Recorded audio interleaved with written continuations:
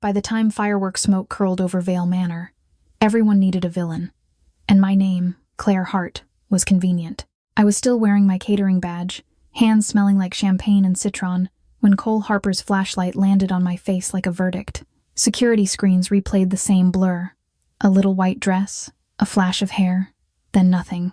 Lily Vale, 6, had vanished in the noise and glitter. Around me, guests whispered, phones raised, as if tragedy was another photo opportunity. I kept thinking of Noah asleep at home, trusting me to come back before midnight, like always. Damon Vale, Mafia boss, stood under the chandelier as if the ceiling itself answered to him. Yet his eyes were wrecked, fixed on footage, and the yard beyond the glass. Men in earpieces ran in tight loops, calling out grids, thermal sweeps, dog teams, camera angles. None of it mattered. The estate was a fortress until a child slipped through its teeth. I watched Damon's hand crush a rocks glass he never drank from. Knuckles pale, jaw locked so hard it looked painful. Power didn't help when your daughter disappeared. And they stared at me, like I had done it. I wasn't family, wasn't a guest, wasn't untouchable. I was the single mom who worked events to keep rent paid and Noah, 7, fed. That made me easy to corner. Cole's team had already questioned half the staff, but when they reached me, their tone sharpened, like they could smell fear and confuse it for guilt. My phone buzzed with a missed call from my sitter, and my stomach flipped. I wanted to run home, lock my door, pretend this mansion wasn't swallowing a child. Instead, I stood there and took the heat because leaving felt like betraying her tonight. The air outside tasted like burnt sugar and gunpowder from the fireworks, and the lawn glittered with paper ash that stuck to my shoes. Helicopter rotors thumped overhead, chopping the night into frantic pieces. Inside the security room, monitors showed every angle of the gardens, the fountain, the service corridor, the ballroom doors. It should have been impossible to vanish here. I kept replaying Lily's small face from earlier, the way she clutched her father's sleeve when strangers leaned in too close. Kids know when a room is dangerous, even when adults are smiling. My chest hurt with that thought. Cole Harper kept moving, a shadow with a clipboard and the patience of someone paid to mistrust everyone. I could feel his skepticism like a hand on my neck as he checked lists, rewound footage, asked for timestamps, asked again. Damon's gaze slid over me once, cold and sharp, and I hated how it pinned me in place. Not because he raised his voice, but because he didn't. He looked like a man who could buy any answer. Yet here he was, trapped by a question no money could solve. Where did Lily go when the sky lit up tonight? I kept picturing Noah's room, the dinosaur nightlight, the way he always asked if my job was safe before he fell asleep. He'd learned the math of being poor early, the way I'd learned it after his father left and the bills didn't. Standing in Vale Manor, surrounded by marble and $1,000,000 flowers, I felt that old shame flare, then burn into anger. A missing child doesn't belong to one class. Fear doesn't check invitations. I wasn't Lily's mother, but I was a mother, and that was enough to make my hands shake and my feet stay planted right there. They told themselves the cameras must have glitched, that the crowd had blocked the view, that the garden lights had thrown off the sensors. I listened to the excuses stack up like sandbags against a flood. A tracking dog had taken Lily's scent to the hedge line and then stopped, circling, confused. The rain that came after the fireworks washed away whatever footprints existed, and every minute felt like a door closing. Cole's people widened the search radius, and the word FBI floated through the hallways like a threat and a prayer. In that circle, I stayed the easiest suspect. At one point, I caught my reflection in a window. Hair pinned too tight, mascara smudged from sweat, mouth set in that stubborn line I used when Noah was sick and I couldn't afford to panic. Damon walked past me, close enough that I smelled smoke on his suit and something clean underneath, like cedar. It shouldn't have mattered, but it did, because it reminded me he was real, not a headline. His control was a wall, and behind it I could sense a father breaking. Cole tried to keep me at arm's length, like distance could keep suspicion tidy. Somewhere down the corridor, a child's toy piano from the gala's auction sat abandoned. One key stuck so it kept tapping the same note. That sound dug into my nerves more than the helicopters. I wanted to tell Cole that blaming me didn't make Lily safer, that suspicion without purpose was panic wearing a uniform. But I also knew how it looked. The help, the single mom, the outsider. I swallowed my pride and watched, collecting details the way you do when you have no power except attention. If Lily's disappearance had a pattern, I needed to see it clearly. Near the front entrance, the iron gates showed up on a monitor like black ribs against the driveway lights. Every few seconds, the intercom hissed with static, interrupted by clipped updates from search teams and the distant chop of rotor blades. Staff clustered in the kitchen, praying over coffee they couldn't drink. Damon paced once, twice, then stopped, as if motion wasted oxygen. I felt myself hovering between worlds, the servants' hallway where I belonged, and the foyer where decisions were made. When Cole's radio crackled, his face tightened, and for the first time he looked uncertain instead of annoyed. I didn't hear the intercom report so much as feel it ripple through the house, changing the temperature. A kid at the gate, small voice, muddy shoes, a German shepherd planted beside him. The detail that landed hardest was the limp, the mention of blood on fur, an animal that should have curled up somewhere warm but hadn't. Cole's skepticism flickered, but Damon snapped to attention like a man given air after drowning. Hope is dangerous when you've been crushed for hours, yet it sparked anyway. And I knew I would follow. He insisted his dog knew where Lily was. I ran toward the front drive the moment the intercom hissed again, my badge swinging against my chest. Floodlights turned the iron gate into a bright cage, and the helicopter beat shook the trees. Behind me, cameras kept looping failure. Ahead, a child waited in the cold, alone, somehow steady. Cole Harper was already there, shoulders squared, talking into his sleeve mic with that clipped patience of men who expect disappointment. Damon Vale stood a few steps back, perfectly still, like movement might waste Lily's remaining time. I felt their eyes on me as I approached, and breathed slow anyway. The boy was smaller than the security monitors had made him seem, but his stance carried an old kind of caution. Mud caked his torn sneakers. A German shepherd pressed close to his leg, ears sharp, one paw lifted wrong. The dog's fur was damp with blood, still utterly proud. I didn't know his name yet, but I recognized the look in his eyes. The one kids get after they learn grown-ups only listen to power. It was the same look Noah wore when landlords knocked. I crouched near the bars, palms open, careful and quiet, so he could breathe. Cole's body language said false tip, time waste, move along. I could almost hear his tally of the night's so-called helpers. The boy didn't beg. He waited. The shepherd watched Damon, then watched me, as if deciding who might be safe enough. Throat tightened and I nodded like a promise. Damon finally stepped closer, and the air seemed to thin around him. He didn't shout, but his presence carried command. Cole tried to intercept, protective of protocol, protective of the boss. I stayed where I was, because the boy's hands were trembling under control, and I knew that trick well. He gave his name in a flat, practiced way, like he'd learned that feelings got used against him. Mason Reed. 8. And the dog beside him called Atlas. I didn't repeat it out loud. I held it in my mind like something fragile and real, because names can be shelter. Cole kept scanning the road, calling for confirmation, hinting at the FBI arriving soon, as if the calendar could frighten the forest into returning a child. Damon's attention kept flicking between Mason's face and Atlas's wound. I watched Damon's restraint like it was its own kind of violence in daylight. My own fear sat in my stomach, hot and sharp. If Lily stayed missing, every rumor would harden, and I would become the staff member who vanished a boss's daughter. Noah would feel that fallout too. I could not let Mason be dismissed the way kids get dismissed every day. Mason reached into his jacket like a kid pulling out a secret he'd guarded with his whole body. I braced myself for another story, another maybe. Instead, he unfolded a clean scrap of cloth and revealed a small silver charm bracelet, cold and smeared with creek mud, glinting under light. I'd seen it earlier on Lily's wrist when she twirled in her dress, proud of the tiny heart charm. A mother's gift, someone had whispered, from before cancer took her. My skin went cold. Damon's face didn't change, but something in his eyes broke open, silent and raw, right then. Cole stepped forward, suddenly careful, like evidence had a gravity he couldn't argue with. Damon didn't touch the bracelet at first. I watched his fingers hover, then close, as if he was afraid the metal would dissolve. Atlas shifted, a whine in his throat that sounded like pain and loyalty.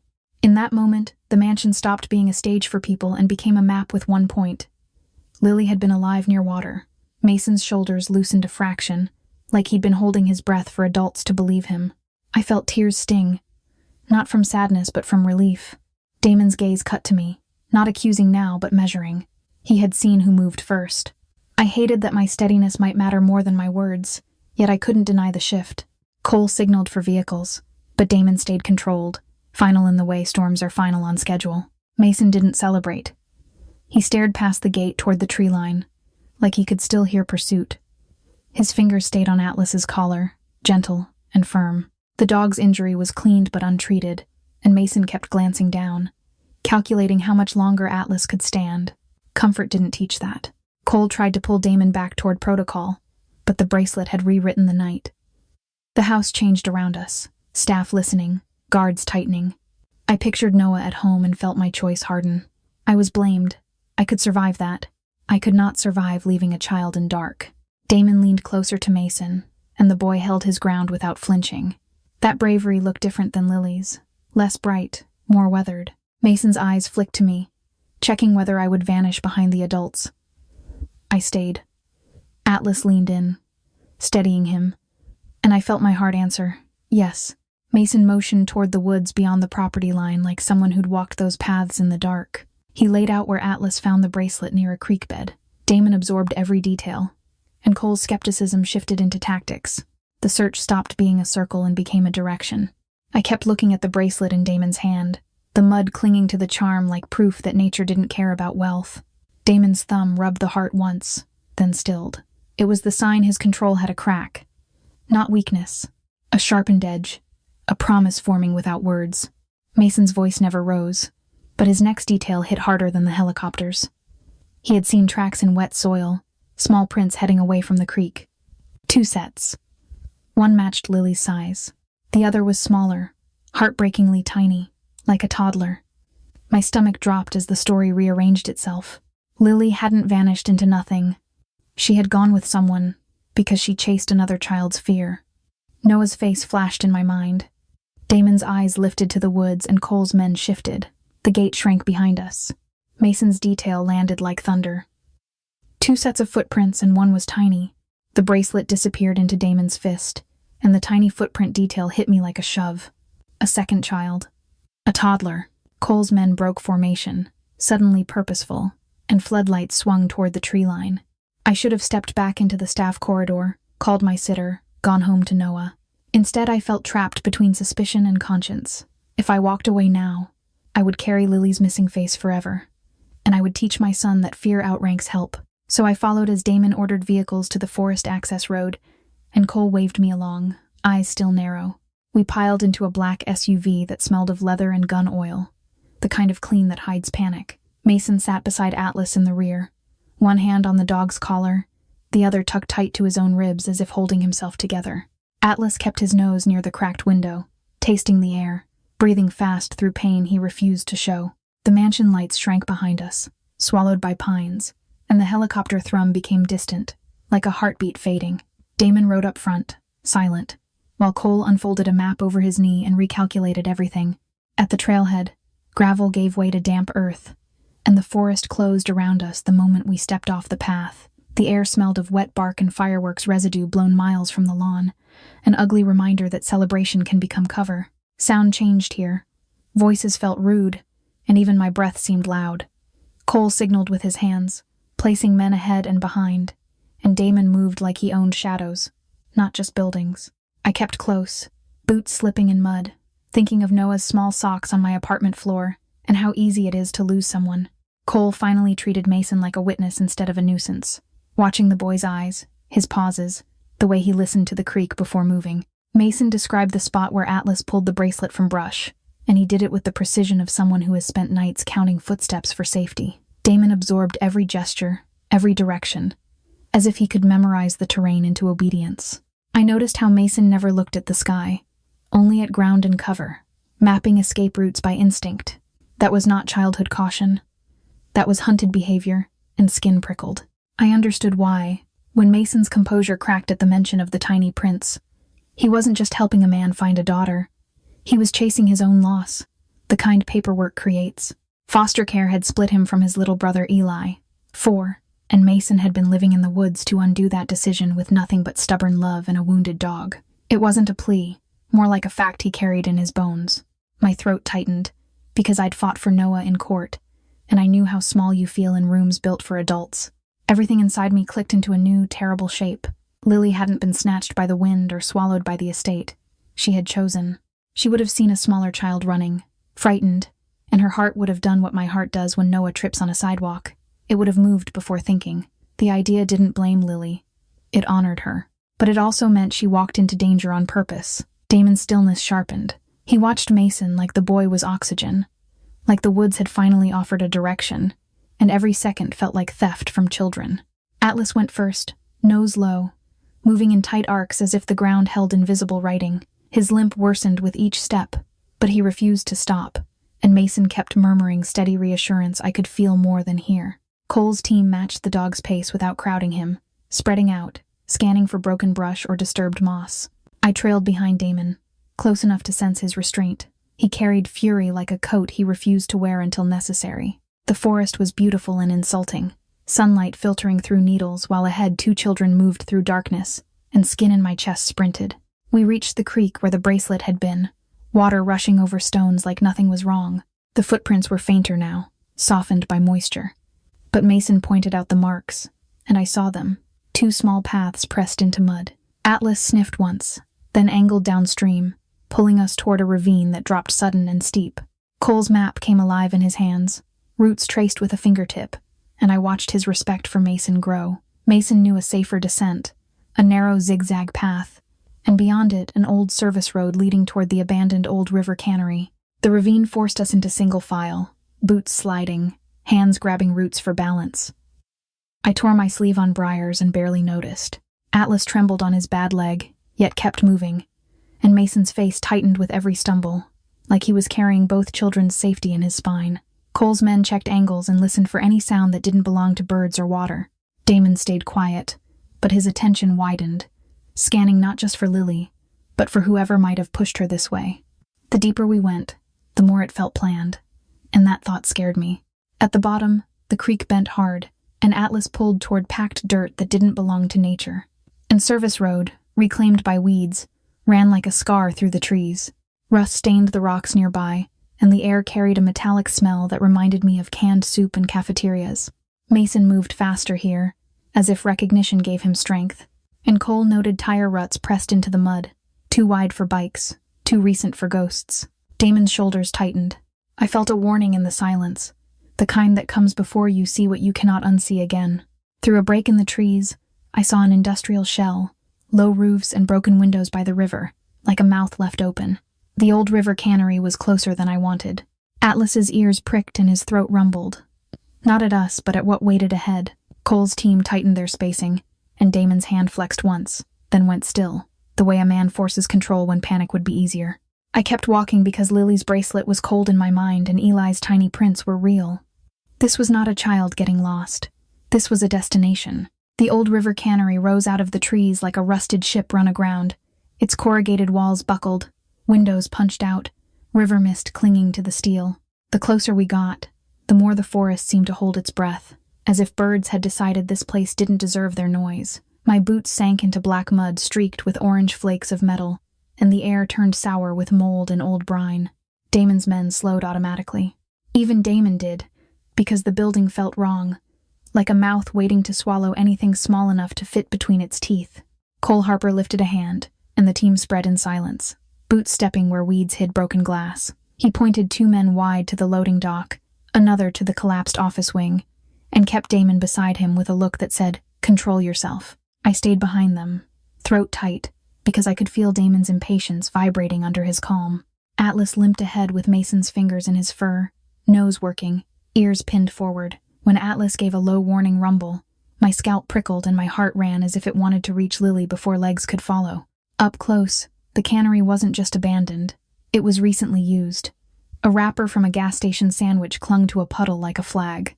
A circle of crushed cardboard marked where someone had slept off the cold, the smell of stale food mixed with damp concrete, and I caught a whiff of cheap cologne that didn't belong to the woods. Fresh shoe prints crossed older ones, heading inside, then back out, then inside again, like pacing.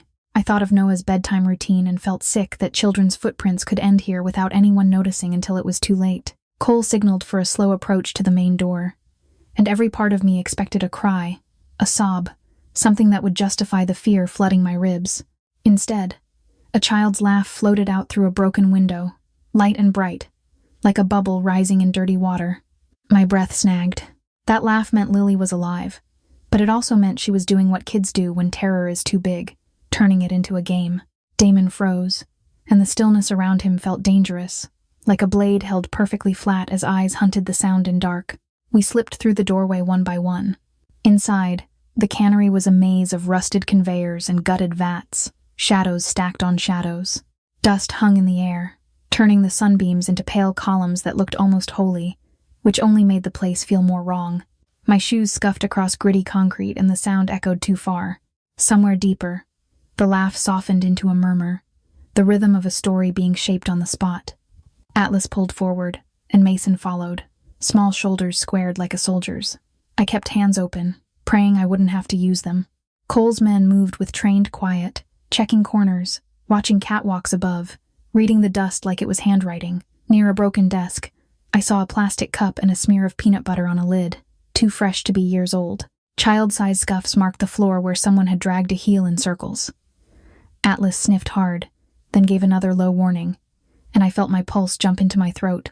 Damon shifted his weight forward, a father's instinct fighting a predator's patience.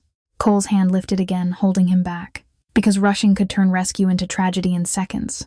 We rounded a row of overturned bins into an open processing bay, and my world narrowed. Lily sat on a clean patch of concrete as if she had claimed it, dress torn and dirty, hair wild, face intent. A much smaller boy leaned against her side, thumb in his mouth, eyes wide but not empty.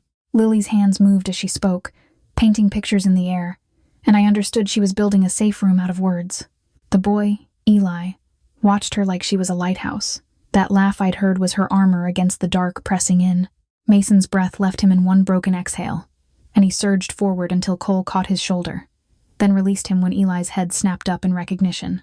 Eli scrambled toward Mason, and Mason dropped to his knees, wrapping the little boy into himself like he was reattaching a piece of his own body. At the same time, Lily looked up and saw Damon. Her face shifted from brave to small in a heartbeat. Damon crossed the distance without thought, and when Lily hit his chest, his composure finally cracked, silently and completely. I swallowed a sob I didn't earn yet. For a few seconds, the cannery stopped being a threat and became a cradle, held together by desperate love. I saw Damon's hands tremble as he checked Lily's arms, her hair, her breathing, like touch could confirm reality. Mason rocked Eli gently, forehead pressed to the boy's temple, letting relief shake through him.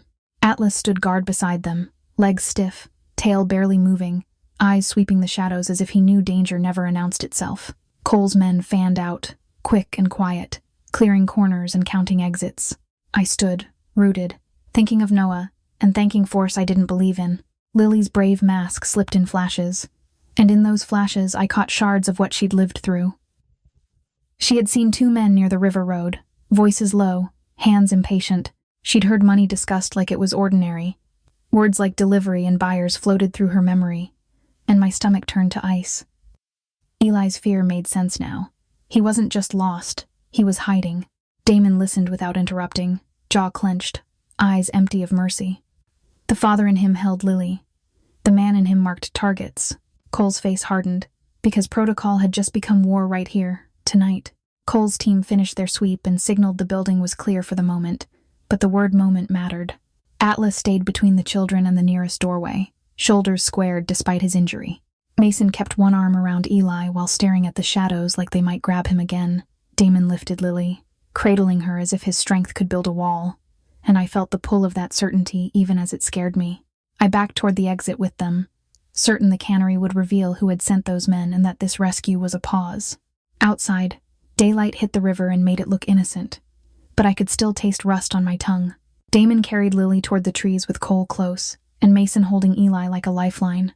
Atlas limped after us, head high, refusing to collapse until everyone else was moving. I glanced back at the cannery's broken windows and ruts in mud, and understood why. Lily hadn't wandered. Eli hadn't wandered. They had been funneled here by adults who spoke in money words, by men who saw children as cargo. We weren't ending a search. We were stepping into a hunt. The walk out of the cannery felt like waking up inside someone else's nightmare.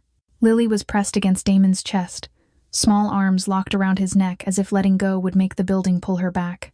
Eli stayed glued to Mason, his face buried, his whole body shaking in tiny aftershocks. Atlas limped behind them, stubborn and upright, like the last guard at a door that should never have existed. My own legs finally caught up to the fear.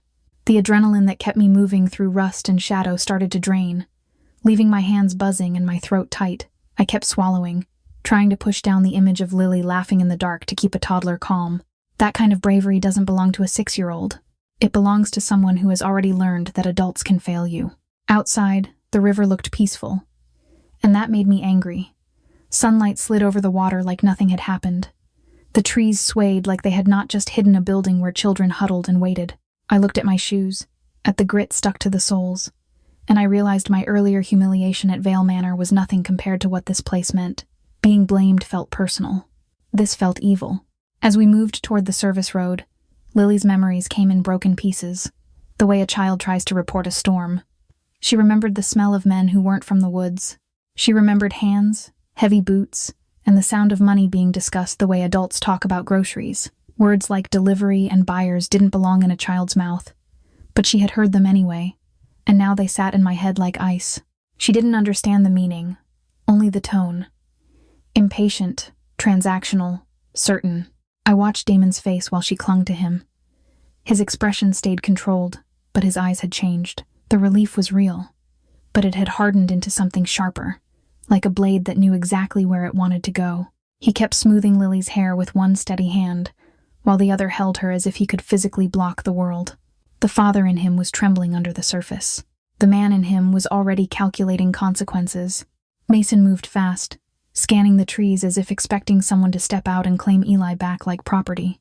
That thought landed hard, because it matched the language Lily had picked up.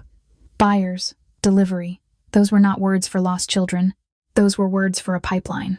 And suddenly I understood why Mason looked older than 8. He had been running from something organized, something patient, something that didn't panic the way we did. My mind kept jumping to Noah, safe in a warm apartment, probably half asleep on the couch waiting for me to come home. I pictured his small face when he asks if everything is okay, the way he tries to be brave so I won't worry. If Noah had gone missing, I would have begged the whole city for help. Lily had a father with power, and even he had been helpless until a boy and a wounded dog walked up to an iron gate. That contrast made me sick. Cole's team didn't relax. They treated the forest like it still had eyes, and I could feel why. This wasn't a random stumble into the wrong place. The cannery wasn't just abandoned, it was used. Even in my brief, terrified scanning inside, I had noticed the signs. Food wrappers that weren't old enough to turn to dust, a makeshift sleeping spot, scuffs and smears that didn't belong to wildlife. There were marks on the floor where something had been dragged and shifted, not heavy machinery, but human things, small human things. When we reached the edge of the trees, Damon made a decision that tightened the air. He didn't let anyone call for loud help. No flashing lights, no rushing uniforms, no public announcement that the children had been found. I could feel Cole's agreement in the way he redirected his men, pushing for quiet containment and controlled movement. I also felt my own fear flare, because choosing silence can look like hiding, and hiding is the language of Damon's world. But then I looked at Lily's bruised exhaustion, at Eli's wide, wary eyes, and I understood the logic even if it scared me. If the men Lily described were real, noise would warn them. And if those men were connected to people who wore badges and smiled in offices, then the wrong call could hand these children right back to the danger we had just pulled them from. I hated that thought. I hated that it felt plausible. I hated that Damon's resources suddenly seemed like the only shield that didn't leak. Atlas stumbled once and caught himself, refusing to drop. Mason's fingers tightened in his fur, and I felt my chest ache at the bond between them. That dog had stayed on his feet for children, while a system designed for children had split brothers apart. My earlier worry about my job and reputation felt almost childish now. I had been terrified of losing a paycheck. These kids had been terrified of losing each other. Back near the cannery door, Cole's men moved through again, faster this time. Not searching for bodies, but for proof. They photographed what they could, bagged what looked fresh, marked paths in and out. The cannery was a stop, not a home, and that detail mattered. It meant someone had planned it. It meant someone expected children to be there long enough to need food, comfort, and silence. It meant someone might come back. When Cole returned, his face looked carved from stone. He carried the kind of quiet urgency that doesn't come from one bad night, but from recognizing a pattern. In his hands were signs that made my stomach drop further. Scraps of paper with numbers, coded shorthand that didn't match any inventory system, and a back office drawer that hadn't been empty. There were folders, names, dates, more than one child. And the way Cole held them told me the worst part wasn't just what we'd found, but who would show up for it when they realized it was missing? Relief barely had time to warm my ribs before Cole's men flowed back into the cannery like shadows returning to a crime scene. Damon kept Lily pressed to him outside the doorway, but his eyes stayed on us, hard and watching, as if the building might spit out more truth. Mason held Eli against his shoulder, rocking without stopping, while Atlas stood braced on 3 good legs, refusing to lie down. I followed Cole inside because my earlier blame still clung to me, and because evidence felt like the only shield left. Every step echoed, and my heart counting seconds. The place looked abandoned from the road, but up close it was organized in small, sick ways. A stack of canned peaches sat in a corner, labels facing out. Blankets were folded, not tossed. Someone had taped a strip of masking tape to a beam and written a date in black marker. Near a rusted conveyor, I saw a child's plastic cup rinsed clean, set beside a bottle of water like routine. Cole's flashlight skimmed over shoe prints that overlapped. Adult sizes circling, smaller ones contained inside like pens. It wasn't shelter, it was staging, and my skin agreed instantly. One of Cole's men knelt by a filing cabinet that should have been empty and yanked the bottom drawer. It stuck, then gave with a metallic cough, revealing a cheap spiral notebook and a locked metal cash box wedged behind it. The notebook pages were filled with blocky handwriting and short codes, the kind you use when you don't want a sentence traced back to you. Cole didn't celebrate. He moved faster, photographing each page with a work phone, then nodding for bolt cutters. My mouth went dry as the lock snapped. Inside, edges and plastic sleeves gleamed under dust. The box held folders, each one thin, each one labeled like a school file, except the categories made my stomach flip. First names only, ages, hair color, notes about temperament written in a cold, buyer-friendly tone, a line called placement status, another called transfer window. Some pages had prices replaced by initials and numbers, as if money could be disguised by shorthand. I counted at least 8 children, all under 8, and I had to look away before my hands started shaking too hard. This was paperwork for disappearing people, not losing them. In that moment, the cannery felt alive. I thought of the way staff had stared at me earlier, the way blame had landed because I wore an apron instead of a suit. That humiliation shrank now, crushed beneath the weight of these neat little profiles. Someone had reduced children to checkboxes and schedules, turning fear into logistics. My chest burned with a rage I saved for bills and bosses, but this was different. This was predatory, bureaucratic, and confident. I pictured Noah's name typed on a sheet like this, and my vision blurred. My hands wanted to rip everything apart, but Cole needed it intact to survive. In the scramble, I ended up holding one folder while Cole photographed another, my fingers careful at the edges like it might burn. The moment was brief, practical, and then a flashlight beam pinned my hands. One of the security men stiffened, eyes narrowing, and his posture shifted from teamwork to accusation. I felt it before I understood it. I was not wearing their earpiece, not carrying their weapon, not part of their circle. To him, I looked like someone pocketing evidence. The old scapegoat pain reopened so fast it tasted like metal. I tried to breathe, and couldn't yet. He stepped closer, palm half raised as if to stop me, as if I might run. Cole's head snapped up, and for a heartbeat the whole room narrowed to my hands and their suspicion. I remembered the ballroom, the whispering guests, the way blame sticks to the staff. Damon's gaze cut toward me from the doorway, and for the smallest beat he didn't move. That pause hurt more than the accusation, because it suggested he could believe it too. My cheeks burned with anger and shame, and I held the folder out like a confession steady open, refusing to flinch. Then Damon moved. Not with theatrics, just certainty, stepping between me and the beam of light like a door closing. He didn't take the folder from my hand as if claiming it. He simply made it clear that my hands were not an enemy. The security man backed off at once, and Cole's shoulders dropped a fraction, recalibrating. Damon's protection landed on me like heavy fabric, warm and suffocating at the same time. I resented how relieved I felt. I also resented myself for noticing that his voice, even unspoken, could end a conflict instantly, and that fact changed everything. Cole returned to the work, hands steady, snapping photos of every page, every label, every coded line. Another man copied the notebook's codes into a secure note app, then sealed the original in a plastic bag. I watched them treat paper like explosives, because that's what it was in this world. Proof could save children, or get people killed. Damon kept Lily outside, but he watched through the doorway, eyes cold, counting exits, counting time. The cannery felt less empty each second, as if the men Lily remembered might step in minute to reclaim what they thought belonged to them. Damon signaled for immediate extraction, and the team obeyed with quiet speed. Mason adjusted Eli on his hip, checking his face over and over, as if sleep might be danger. Atlas tried to follow without help, and one guard finally scooped him with a grunt, careful of the injured leg, while Mason's eyes filled with fierce gratitude he didn't trust himself to show. Lily stayed wrapped around Damon, her small fingers clutching his collar, and he didn't correct her. Cole waved me forward too, and I went, because leaving now would look guilty, and staying meant choosing a side today. We spilled out of the cannery into daylight that felt too normal, then pushed through brush toward the waiting SUVs. The helicopter sound returned, distant but real, and it reminded me that the world still thought Lily was missing. Cole tucked the evidence into a hard case like it was a heart. Damon didn't look back at the building. He moved as if stopping meant death. I climbed in beside the children, and I realized the Vale Estate's clean marble was about to meet reality. Safe rooms, warm soup, and a doctor were next. But safety would be borrowed time. The estate gate swallowed us like a closing jaw, and for a second I expected the forest to spill right in behind the SUVs. Floodlights washed the driveway in sterile white, catching mud on Mason's knees, river grit on my cuffs, and the faint dark drops Atlas left on the stone. Damon carried Lily without slowing, his suit ruined, his posture still commanding. I walked beside them, feeling the weight of the hard case of evidence in Cole's hands as if it were ticking. Somewhere far off, the helicopter kept circling, unaware we were already home.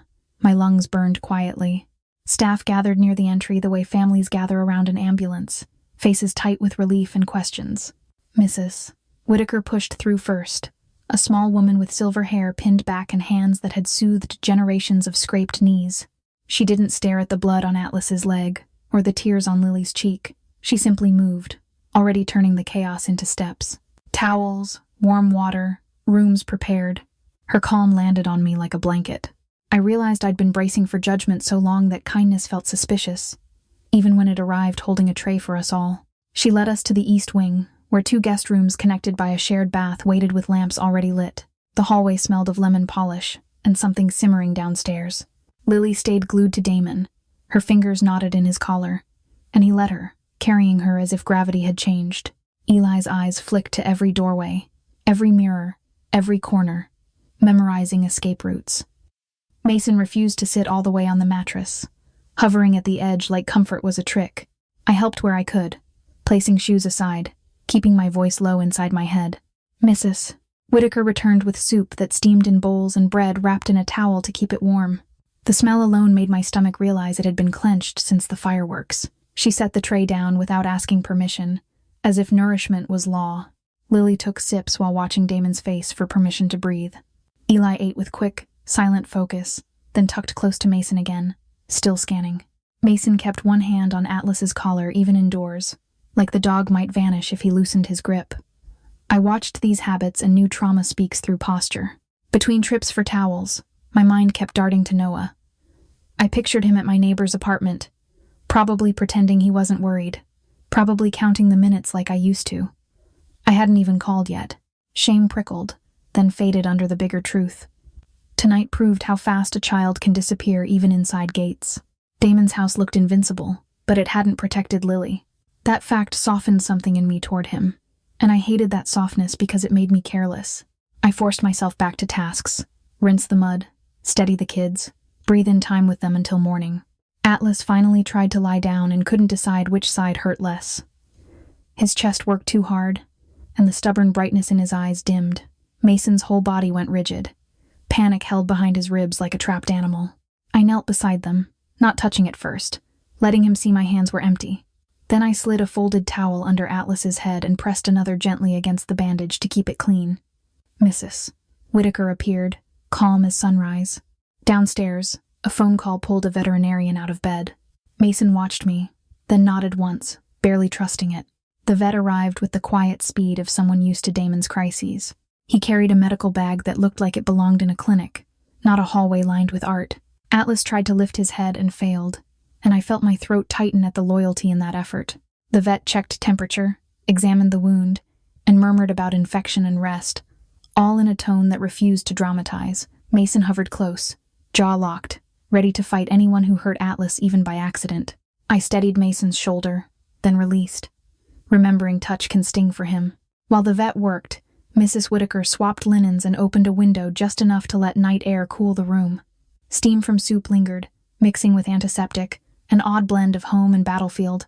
Lily finally loosened her grip and sank into pillows, but her eyes never left Damon. Eli fell asleep in fits, jerking awake whenever a door clicked. Mason kept his gaze on the vet's hands, tracking every motion like he needed proof the world could be gentle. I washed mud from my palms and watched water swirl away, knowing luxury never erases fear not for us. Damon didn't hesitate. A decision settled over the wing, heavy and final. Cole started sending quiet instructions, and I felt the entire estate shift from rescue to protection. Grace Nolan was no longer a name. She was a lifeline. The idea of bringing a whistleblower here made my stomach flip, because it meant painting a target on every room. Damon's kind of safety is built like a fortress, but fortresses invite sieges. I watched Lily sleep against his chest and understood our next move would either save strangers we hadn't met yet, or pull danger straight to the front door. In the hallway, Cole transferred the hard case to Damon, and Damon gripped it like it could bite. Orders moved through the house without volume. Guards doubled, cameras checked, routes sealed. Mrs. Whitaker worked in the middle of it, setting water within reach, folding blankets, turning the guest wing into something kinder than the woods. Her hands never shook. Mason watched her like he didn't believe care could be real. I almost believed it too, until Eli startled at a faint noise outside and curled tighter in his sleep. Warmth was here, but it sat on top of a trapdoor. Later, when the vet said Atlas would recover with rest and medication, Mason's shoulders sagged like someone had cut invisible strings. In that quiet, he offered the only thing he still owned: a name. He had one adult from the system who had tried to keep him and Eli together, a teacher who asked questions and refused to stop. Grace Nolan. I didn't need to hear a speech to know what that name meant to him. It meant an adult who listened the first time. My chest tightened, because I knew how rare that is. Damon turned, and the air shifted. Damon didn't hesitate. A decision settled over the wing, heavy and final. Cole started sending quiet instructions, and I felt the entire estate shift from rescue to protection. Grace Nolan was no longer a name. She was a lifeline. The idea of bringing a whistleblower here made my stomach flip, because it meant painting a target on every room.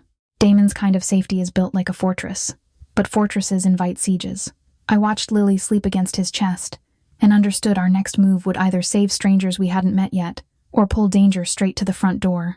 Grace Nolan arrived just after dawn, when the estate still smelled like polished wood and reheated fear. 2 of Damon's SUVs rolled up first, then a third that looked older, as if it had been borrowed from a life with parking meters and cheap coffee. Grace stepped out with a canvas tote hugged to her chest. She was younger than I expected, but exhaustion made her posture older. Her shoes were scuffed, her hair pulled back with a fraying elastic, and her eyes kept sweeping the property line like she was counting places to disappear before the people found her. Inside, the marble floors made her hesitate, not from awe but from caution, the way you hesitate on ice. Cole kept his distance like she might be wired, while his men watched her hands. Damon met her in the study without softening his face. A man used to measuring threats by the inch. I stayed near the doorway, pretending I belonged there, feeling my borrowed status in every breath. Grace's tote looked heavier than a laptop should, and I realized it wasn't weight, it was responsibility, carried the way some people carry guilt when the world asking you to quit. She set the tote down and began laying out her life on Damon's desk. Not dramatic, just methodical. A thumb drive, a spiral notebook filled with neat columns, printed timelines in plastic sleeves, and photos of placement forms with names blacked out except the parts that mattered. I watched Damon's eyes track the patterns like a predator smelling blood, dates that matched sudden transfers, social worker initials repeating across counties, an attorney's letterhead appearing too often for coincidence. It mirrored the folders we pulled from the cannery, but wider, like we had found one tooth and she had the jaw. Grace didn't act surprised by our shock. Her fear had been practicing longer than ours. In the margins of her notes, I saw reminders to update backups, to rotate passwords, to leave instructions with someone she trusted. She had created a plan for what happens if she vanishes, not a fantasy of heroism, but an exit strategy that weaponized her absence. Copies sat in multiple places under false labels. A final message was scheduled to release everything if she missed a check-in. Listening to that, I understood she wasn't paranoid. She was realistic, and that truth made the room colder. Damon studied her the way he studies a contract, searching for hidden costs. For a moment, The mansion felt like a courtroom in a cage at once. He could have dismissed her as a liability, because liabilities draw bullets and headlines. Instead, I watched him choose shelter, not softness. Cole's stance shifted from containment to escort.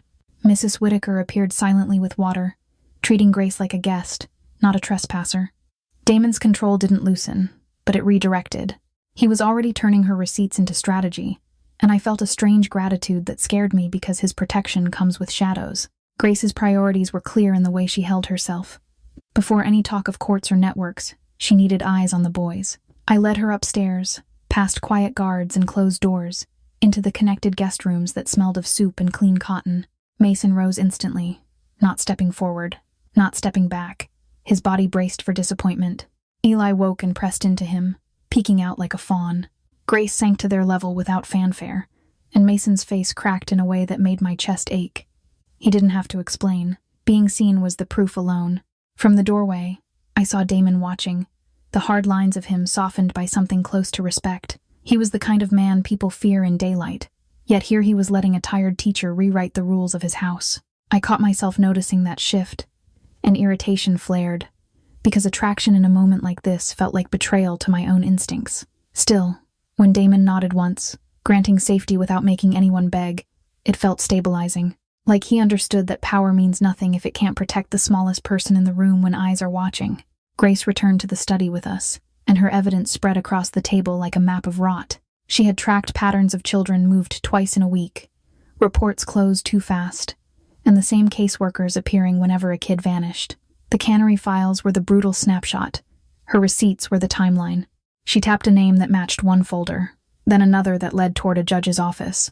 I didn't need speeches to feel it. People in clean buildings had been signing off. My stomach turned, yet it finally made sense, and that clarity scared me more. Damon's decision came in a quiet chain of actions. A guest room assigned, security repositioned, phones collected, the study doors locked. Grace didn't relax, but her shoulders lowered a fraction, like she had been holding her breath for months. Cole treated her dead man plan as an asset, not an insult, and I could tell he respected her for thinking ahead.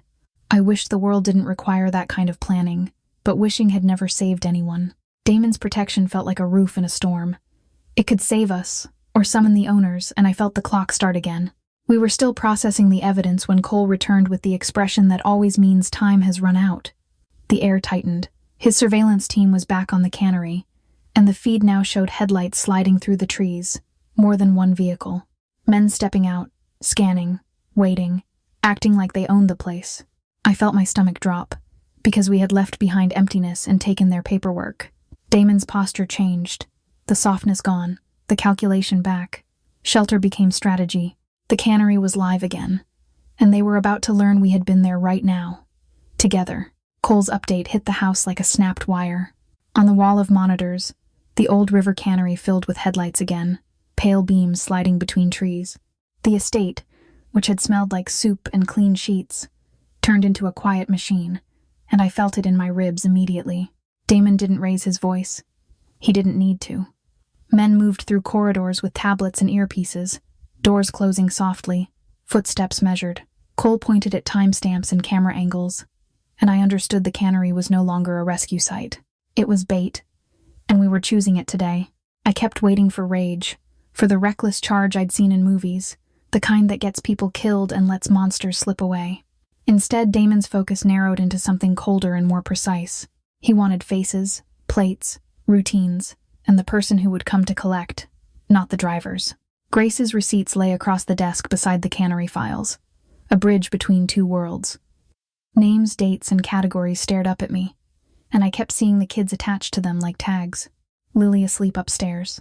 Eli curled against Mason, Atlas breathing. If we failed, those lists would grow. Cole's plan was simple enough for my brain to hold. Watch, record, wait, and let the men reveal their next move.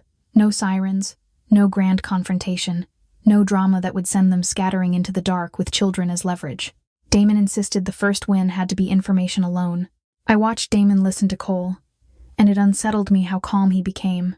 Earlier I'd seen him crack for Lily, a father pulled into daylight. Now he returned to shadow work, thoughts in straight lines. That control should have frightened me. Instead it steadied me, like a hand a ledge. Still, fear kept snaring me. I knew what Damon could do when rules failed the innocent, and I worried his solutions would leave stains I couldn't wash off. I told myself we were gathering proof, not making harm. I repeated it like Noah's prayers because repetition is how mothers survive. On the monitors, men paced inside the cannery, circling the spot where we found the lockbox. A flashlight swept the floor, searching. Cole captured still frames and built a catalog. I tried not to imagine their step when they learned the children were gone, but my mind went there anyway. Damon turned the study into a map room. A county layout sat open beside a sketch of cannery roads and blind turns. He pointed, paused, and let Cole fill the gaps, trusting competence over comfort. One corner of the table stayed clear, leaving space for Grace's paperwork and my conscience. Grace hovered near the evidence, hands folded, eyes sharp. I felt fatigue under her discipline, the way teachers keep showing up when no one listens. She measured Damon's protection like I did. When he assigned her a room and guard without asking, she accepted, but her gaze said exits. I should have been upstairs, but I couldn't leave. The planning was the hinge between saving Lily and saving kids we'd never meet. I saw the file lists, neat handwriting turning children into cases. Damon's posture repeated the purpose: gather identities, follow patterns, pull the network into light slowly now. A soft thud sounded behind me. I turned and saw Noah in dinosaur pajamas, hair wild from sleep. Mrs. Whitaker hovered with a cardigan, and a guard waited back. My knees went loose. Relief hit, then anger, then uneasy gratitude. Damon had pulled my son into safety without asking quietly. Noah's eyes found mine and softened. I crossed the room, knelt, and pressed my forehead to his hair. Relief tasted like salt. I wanted to ask questions, but I chose one truth: he was here. Damon had made that happen. I hated needing it, and I couldn't deny it. The discomfort had teeth. Protection is never free, and Damon's kind comes with shadows. I worried he was buying my silence with safety, even unintentionally. Then I pictured Noah in a stranger's hands and knew I would have begged for this. I straightened. Gratitude didn't have to equal surrender today. I left Noah with Mrs. Whitaker and went back to the study. Damon's gaze met mine for a beat, acknowledging what he'd done. He didn't look proud. He looked resolved, as if safety was the item on his list. That steadiness unnerved me and helped me breathe at the time. Cole refined the plan with clipped mercy. Cameras stayed distant, eyes without footprints. The goal was patterns: who arrives first, who waits, who calls, who leaves to report. Damon aimed higher than the men inside the cannery. He wanted the handler, the unseen boss. I was hunting a spider too. I stopped hovering and started helping. I offered what I had: the staff roster, contacts, and the blind spots I'd heard people grumble about. Admitting it stung because I'd been listening while they blamed me. Still, guilt can become usefulness, and usefulness can become a shield. I chose over silence. Damon accepted my input like piece of the board. No praise, no pity. It made me feel like a pawn no longer. Fear remained, but shifted into resolve. I kept thinking of names in notes and children upstairs. If we pulled one link daylight, fewer mothers would face beds again. I checked on Lily and Eli. Their sleep looked heavy, earned. Mason stayed awake in a chair, guarding with his eyes. Atlas lay at his feet, finally still. I didn't move anything. I'd learned as a mother that safety comes from sameness, from letting the body stay where it landed. Grace's gaze kept returning to the foster documents, not the cannery. I could read the warning in her stillness. Paper trails trigger searches. Missing children trigger visits. She didn't have to spell it out for me to feel it. A knock from the system could undo everything we'd saved upstairs. Damon absorbed the warning without flinching. The cannery was an outside threat we could watch. The system was an inside threat that could walk in smiling. Cole adjusted the plan in quiet notes, dividing the house into zones. I hated hiding children, but I understood difference between secrecy and safety. On the monitors, the cannery stayed alive with movement. Men paced, made calls, and waited. Cole captured faces and plates, building an archive. Damon insisted on patience, refusing a rush that would scatter them. My pulse hated it, but I understood. Waiting was leverage, and minute gave us another detail. I'd taught Noah to trust rules, but tonight showed me rules can bend around children. Damon's world terrified me because it admits that truth. Still, his plan wasn't chaos. It was proof and exposure, making the pipeline visible enough for people to act. I hated that, and I grateful. Noah being here sharpened everything. I wasn't watching danger from outside. I was inside it with my child nearby. That forced agency. I checked Mrs. Whitaker and ensured she knew route. I asked about backups because losing them would erase the map. I didn't ask Damon for permission. I acted. On the monitors, a second vehicle arrived and parked farther back, cautious. The men didn't rush inside. They waited, scanning trees, checking phones. Cole logged every habit, turning impatience into data. Their waiting meant they expected contact, and contact meant hierarchy. I held my breath for the next arrival now. Damon's phone vibrated once and went still. Guards subtly recentered, the way a room reacts to a storm shift. I knew it from service jobs, when danger walks in before it speaks. Damon checked the clock, then Grace's files, aligning outside movement with inside evidence. His calm meant readiness today. Grace's warning landed like ice. The system would notice Mason and Eli missing and send someone official. If corruption reached that far, the next threat would arrive with credentials, not masks. While the cannery trap tightened outside, a trap formed inside. I watched the gate camera and listened for knock. The estate tried to pretend it was a house again. Mrs. Whitaker lowered her voice. Trays clinked softly, and the hallway lights stayed warm, but every screen in Cole's office kept pulsing with the cannery feed. I could feel that split reality in my chest. Upstairs, children sleeping in borrowed beds. Downstairs, men in dark jackets pacing around rusted machines. Damon moved through it like a man balancing glass. I kept my hands busy folding towels I did not need because stillness made my thoughts scream. Noah's small breathing beside me earlier had anchored me, but now anchor felt slippery. When the doorbell sounded, it was not loud. It was polite, like a visitor arriving for tea. Still, the air tightened. Cole's head lifted first, then Damon's, then mine. I watched Damon choose his public face, the one that could pass for respectable if you did not know the cost. A guard checked the front camera and angled the lens down the drive. A county sedan sat there, clean, ordinary, almost comforting. That was what scared me. Monsters rarely announce themselves with horns.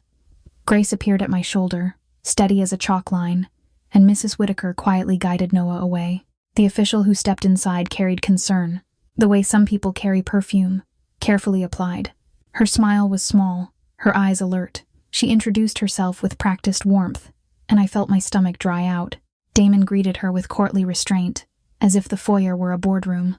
Grace stayed near the staircase, ready to intercept anything that drifted upstairs. I stood a half step behind Damon, close enough to be useful, far enough to look like staff. The official's gaze kept sliding past us, mapping doors, hallways, exits. When her attention landed on me, it lingered. She recognized weakness. She asked about Mason and Eli in a tone that sounded gentle. But the questions came too fast, too specific. I could almost see a checklist behind her eyelids. Damon offered simple facts, nothing extra, and kept the conversation on the entry rug as if the marble behind him were private property. Grace spoke in calm, procedural language, guiding the subject toward reports, custody records, and the obvious reality that the boys had been found in danger. The official nodded at the right times.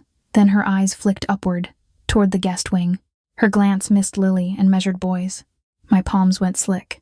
I thought of Noah upstairs, of his tiny backpack by the bed, and I felt a mother's anger flare hot and silent. The official's concern stayed on the surface, but underneath it I sensed appetite, a kind of interest that had nothing to do with welfare. Damon's restraint became the sharpest weapon in the room. He did not posture. He simply allowed the house cameras to keep recording, allowed his attorney to join by speaker, allowed Grace to cite policies with a teacher's steady patience. I held my breath and watched for cracks. Sooner than expected. It started with something small. The official's badge swung when she shifted her weight, and the county seal looked slightly faded, as if copied too many times. Her laminated card held a last name that did not match the name on her business card. I pretended to adjust the vase on the console table while my eyes read every line. Outside, through the beveled glass, I caught the sedan's rear window, reflecting a second vehicle parked farther back. Dark, unmarked. The official never turned to check it. She already knew it was there. Heartbeat slowed and my mind clicked place. I did not speak. I just shifted my stance so Damon could see the cards in my hand, and I let my thumb rest on the mismatched names. Grace caught it too, her gaze narrowing the way it did when a student tried to bluff a homework excuse. Damon's eyes stayed calm, but his attention sharpened, the air around him turning colder without a single threat. He guided the official back toward the foyer table, closer to the camera angle, closer to the attorney's voice, closer to proof. The official's smile tightened, almost imperceptibly, like a seam about to split. Grace kept the language simple and legal, the way you talk when you know someone is listening for an opening. She framed every answer around safety plans, medical notes, and the documented reality of children found abandoned in a dangerous place. Damon never raised the temperature. He offered cooperation, but only through proper channels, only in writing, only with counsel present. Somewhere upstairs, a floorboard creaked, and my whole body braced, afraid Eli would wander or Noah would call my name. Mrs. Whitaker's quiet steps smoothed it out. The official's eyes darted again, annoyed by doors she could not open. In my head, I lined up the names. Grace's timeline had a social worker who signed transfers with an alias, a last name that looked harmless until you saw it repeat beside missing children. The official's card carried the same last name, only one letter changed, the kind of adjustment that fools tired clerks. My skin went cold. The dark, unmarked vehicle outside matched a plate number Cole had flagged from cannery footage. Waiting. That meant the knock at our door was not routine. It was a retrieval attempt, dressed as procedure. The system wasn't just compromised. It was mobilized. Damon's next move looked like courtesy. He requested verification through the county office, offered to schedule a meeting, and suggested a written request with numbers. The attorney's presence on speaker made it impossible for the official to keep things casual. Grace asked for the official's supervisor, then calmly repeated the name on the badge as if pinning it to the wall. I watched the official's throat work when she swallowed. Her eyes flicked to the driveway again, toward that car. She started to retreat, smoothing her expression, insisting on urgency while losing ground. Damon held the line, unmoving at last. When the door closed, the house did not relax. It tightened, like proof had crawled under the paint. Cole moved fast to cross-check the plate and the mismatched name. Grace opened her folder to a page marked with the same alias pattern I had just seen in the foyer. Damon looked from that paper to the cannery screens, then up toward the rooms where children slept. My fury stayed quiet, but it sharpened. We had just met danger wearing a polite smile. How many families had trusted that smile and lost everything? Now I understood endgame had to be final. Upstairs, a muffled cough drifted through the vent, and I pictured Eli waking and scanning for exits. I pictured Mason's rigid shoulders in the chair, and Lily's small hand clenched in sleep. I touched the banister and felt how solid the house was, how temporary safety can be. Damon's calm returned, but it carried a new purpose. Corruption was close enough to knock, which meant it was close enough to catch. Cole signaled change on the cannery feed. Grace met my eyes, and I understood we were past hiding. The net was tightening and the next phase would be consequences. 6 months later, the estate smelled like cut grass instead of smoke. Spring had pushed through the hard winter we carried home from the woods. Lily rode her scooter in tight circles on the drive, laughing, then stopping to check the gate twice before she trusted the air again. Atlas lay in the sun with his scar hidden under new fur, one ear always angled toward the trees. Inside, Mrs. Whitaker's kitchen sounded normal again. A kettle, a timer, a child asking for more toast. Normal but earned, like a bandage you change every day, and it still stung sometimes. Behind that quiet, the cannery operation kept echoing. Damon's surveillance, Grace's receipts, and the files we grabbed with shaking hands became a chain of custody instead of a rumor. Federal agents arrived without sirens because Damon insisted noise was for people who wanted applause.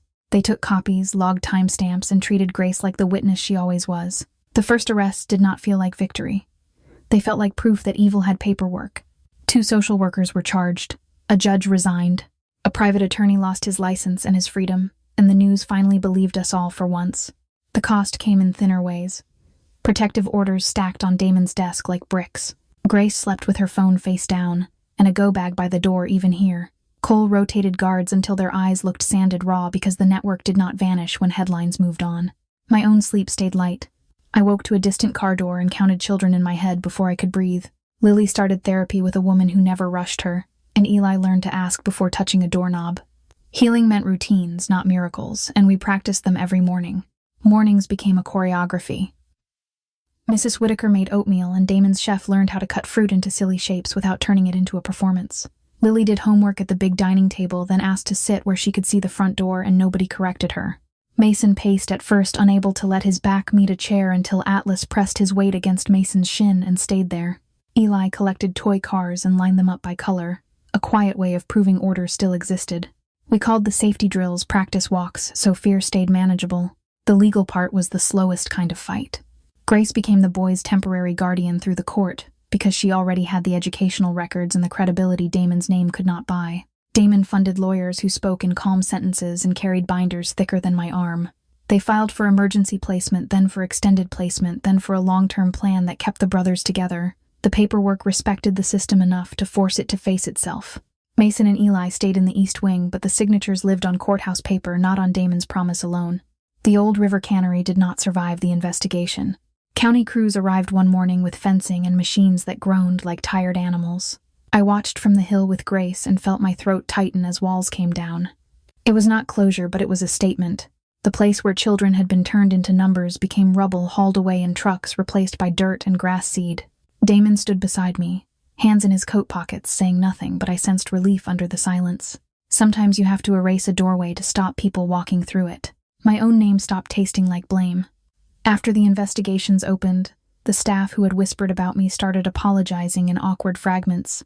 Damon's lawyers helped clear the record that I had been scapegoated, but the real repair happened in smaller moments. Parents from the gala sending messages to say they were wrong, my manager offering my position back with steadier respect, and me realizing I could either run from this forever or step closer. I stayed. I took training hours with a nonprofit Grace trusted. I learned how to file reports without getting swallowed by the system's maze again. Damon did not become softer in a storybook way. He became clearer.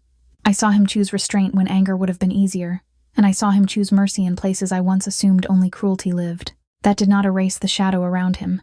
It just made the shadow feel directed, like a guard dog instead of a storm. Our bond grew in scenes like sitting in the hallway outside Lily's room, until her breathing slowed, or sharing coffee at dawn while Cole's monitors glowed. He never asked for gratitude. That made it impossible to hide mine from him. I still did not call it love. I was a single mom who had survived smaller betrayals long before the cannery, and I knew how quickly safety can become a chain.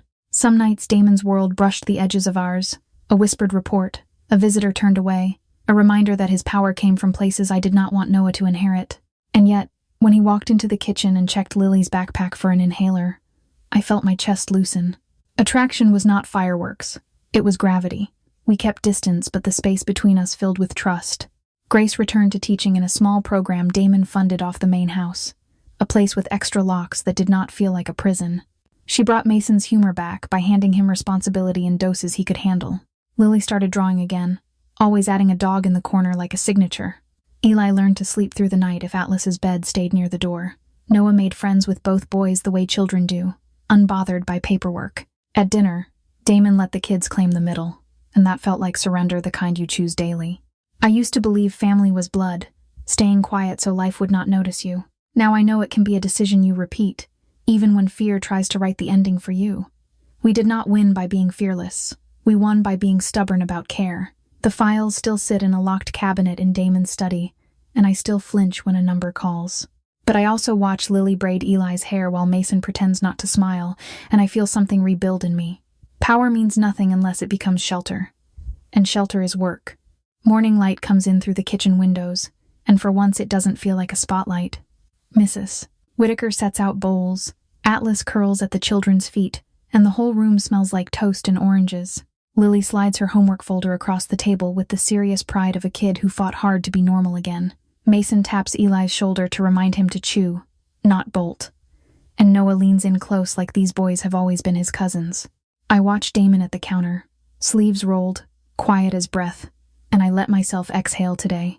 Damon paid first, and he paid loudest, even when he acted like it was nothing. He led investigators into rooms men like him usually keep sealed.